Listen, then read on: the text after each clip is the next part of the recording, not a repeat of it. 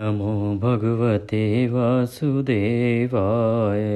ओम नमो भगवते वासुदेवाय वासुदेवाय कृष्णदेवाय। ओम नमो भगवते वासुदेवाय। जय श्री कृष्ण। आज के इस वीडियो में हम कथा श्रवण करेंगे कार्तिक मास महात्म्य का 7वां अध्याय। छठे अध्याय में हमने स्नान के कुछ नियम सुने थे, जिसमें बताया था कि कार्तिक मास स्नान में हमें कहाँ स्नान करने पे कितना महत्व मिलता है, और सर्वोत्तम जो कार्तिक स्नान है वो है किसी पवित्र नदी में, और वो नदियाँ जो एक साथ 3 मिलती हों। आइए अध्याय 7वां आरंभ करते हैं। नारद जी ने कहा, हे राजन, कार्तिक मास में व्रत करने वालों के नियमों को मैं संक्षेप में बतलाता हूँ, उसे आप सुनिए। व्रती को सब प्रकार के आमिष, मांस, उड़द, राई, खटाई तथा नशीली वस्तुओं का त्याग कर देना चाहिए।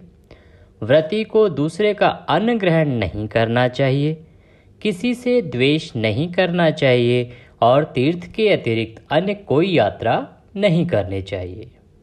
देवता, वेद, ब्राह्मण, गाय, व्रती, नारी, राजा तथा गुरुजनों की निंदा भी नहीं करनी चाहिए। व्रती को दाल, तिल, पकवान व दान किया हुआ भोजन ग्रहण नहीं करना चाहिए। किसी की चुगली या निंदा नहीं करनी चाहिए। किसी भी जीव का मांस नहीं छूना चाहिए।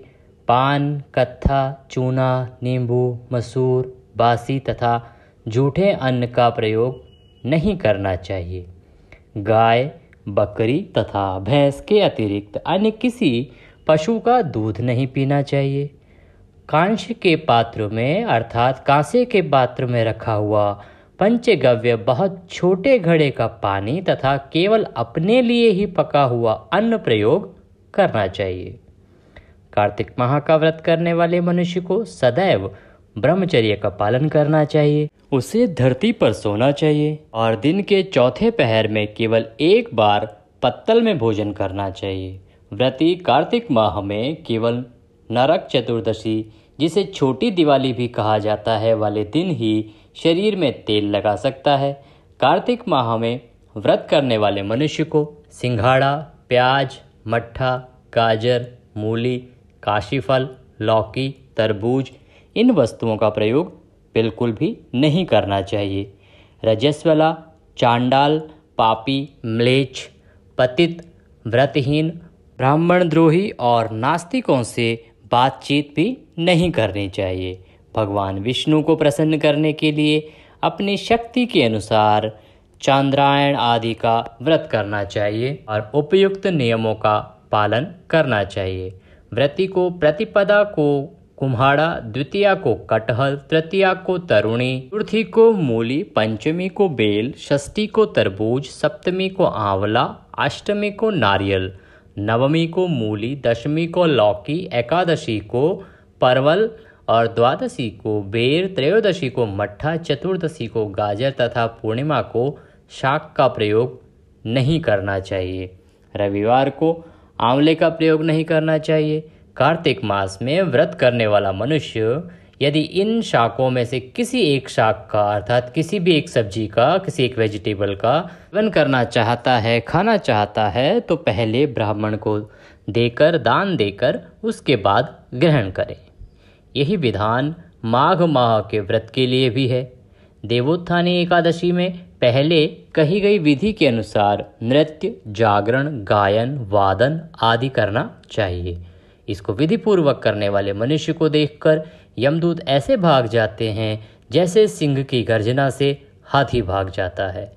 कार्तिक माह का व्रत सभी व्रतों में श्रेष्ठ है। इसके अतिरिक्त जितने भी व्रत यज्ञ हैं वह 1000 की संख्या में किए जाने पर भी इसकी तुलना नहीं कर सकते, क्योंकि यज्ञ करने वाले मनुष्य को सीधा वैकुंठ की प्राप्ति होती है।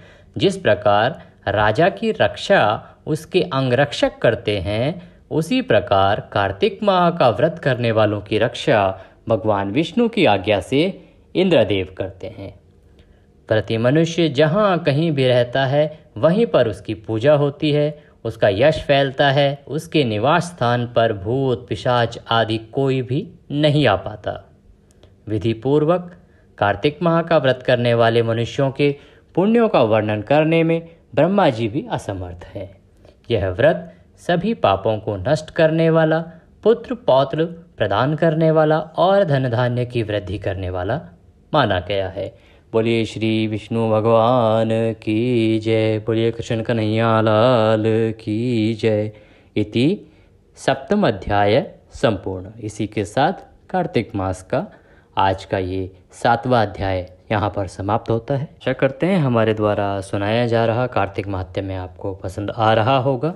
आप वीडियो को लाइक करना और कमेंट करना ना भूलें। कमेंट में जय श्री हरि, ओम श्री विष्णवे नमः, ये जो भी आप किसी देवता का नाम अपने जुबान पे ला के लिखना चाहें वो अवश्य लिखें। आज के इस वीडियो में अभी के लिए इतना ही। अगले वीडियो में फिर होगी आपसे मुलाकात। तब तक के लिए जय श्री कृष्ण।